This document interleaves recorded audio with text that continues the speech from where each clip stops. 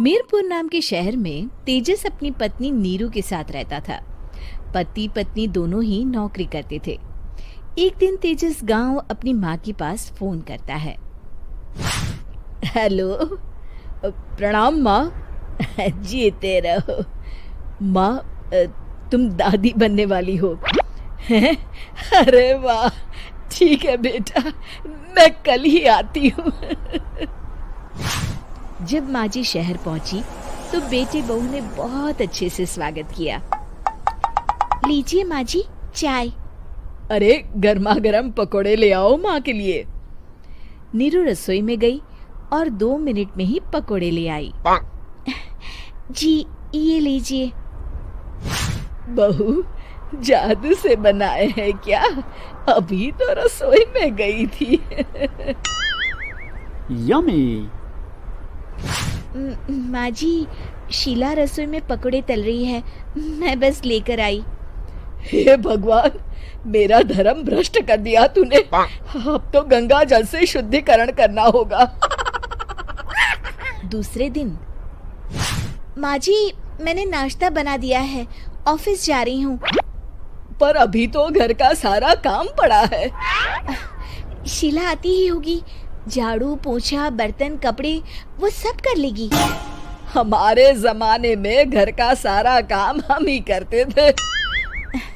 जी माँ जी, आप बहुत होशियार हैं, मैं घर ऑफिस दोनों नहीं संभाल पाती। तो जरूरत क्या है घर से बाहर जाकर चाकरी करने की? वैसे भी घर का काम खुद करने से घर में बरकत आती है, समझी?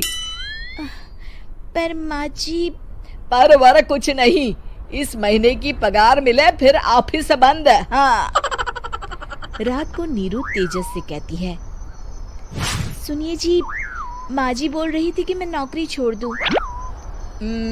वैसे ठीक ही तो है, अभी तुम्हें आराम की जरूरत है। फिर भी आराम कहाँ, शीला को छुड़ाने के लिए बोल रही थी। तो अब 24 घंटे में इतना काम तो कर ही सकती हो। पर जॉब पसंद है मुझे, घर पर मन नहीं लगेगा। अगले दिन जब दोनों ऑफिस के लिए निकल रहे थे, मेरी तो कोई कीमत ही नहीं है इस घर में। माँ जी, आजकल महंगाई बहुत है, रहन सहन भी बदल गया है, दोनों नौकरी करते हैं तभी ठीक रहता है। अच्छा, तू कहना क्या चाहती है? मेरा बेटा तुझे बिठा के खिला नहीं सकता? तू ही इस घर का खर्च चला रही है, हैं? नहीं माँ जी, मेरा वो मतलब नहीं था। मतलब खूब समझती हूँ, ये बाल धूप में सफेद नहीं किए मैंने। हाँ। अब तो ये रोज का काम हो गया था। तेजस भी रोज की झिकझिक से परेशान हो गया था। एक दिन उसने कहा, नीरू, वैसे भी तुम्हें मैटरनिटी लीव मिलने वाली है, तो अभी से ही छुट्टी ले लो। पर क्या, मेरी सैलरी अच्छी खासी है। आखिर नीरू ने रिजाइन कर दिया। जब बच्चा हुआ तो घर में सब बहुत खुश हुए। कुछ दिनों बाद तेजस फाइल देख रहा था। क्या हुआ तेजस, कुछ परेशान लग रहे हो? अब हाँ, वो हमारी जितनी सेविंग्स थी वो तो हॉस्पिटल में और छठी के फंक्शन में खत्म हो गई है नीरू। और अभी वैसे मंदी चल रही है तो मैं बोल रही थी कल मुन्ना को हेपेटाइटिस का टीका लगवाना है। नीरू, क्या पोस्टपोन नहीं कर सकते? नहीं जी, बिल्कुल नहीं। अब तेजस को समझ में आ रहा था कि उससे गलती हुई है। पैसों की कमी का असर घर के माहौल पर भी पड़ रहा था। अगले दिन, बेटा मेरा चश्मा और ये दवाइयाँ ले आना, पर्चा देते हुए माँ जी ने कहा। जी। तेजस, मुन्ना के लिए दूध का डिब्बा और डायपर भी ले आना, और ये किराने के सामान की लिस्ट है, इसे भी लाना है। तेजस गुस्से में लिस्ट मरोड़कर फेंकता है और चिल्लाता है, पैसे क्या पेड़ पर उगते हैं?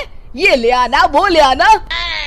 अरे पर ये जरूरत का सामान ही है। वो गुस्से में बिना कुछ कहे ऑफिस चला गया। अरे लंच तो ले जाइए। नीरू दौड़कर डिब्बा पकड़ाती है। एक दिन खाना खाने के बाद, नीरू, अब तो मुन्ना कुछ बड़ा हो गया, तो अब तुम वापस ज्वाइन कर लो ना जॉब। पर इस रिसेशन में जॉब मिलना बहुत मुश्किल है। ट्राई तो करो। फिर मुन्ना? माँ जी है ना, और एक फुल टाइम मेड भी लगा लेंगे। पर माँ जी, उन्हें तो पसंद नहीं। तभी माँ जी वहाँ आ जाती है और प्यार से नीरू के सर पर हाथ फेरते हुए बोलती है, अब मेरी समझ में आ गया बहू, पहले के और अब के समय में अंतर है। तुम काम शुरू करो, मुन्ना की जिम्मेदारी मेरी। मेरी प्यारी माँ जी। ये कहकर नीरू उनके गले लग गई। शिक्षा, परिवर्तन संसार का नियम है, हमें भी समय के साथ चलना चाहिए। उम्मीद है कि आपको हमारी ये कहानी पसंद आई होगी। कृपया हमारे चैनल को सब्सक्राइब करें और सभी अपडेट्स के लिए बेल आइकन जरूर क्लिक करें। और हाँ, वीडियो लाइक और शेयर करना मत भूलिएगा। Bye bye.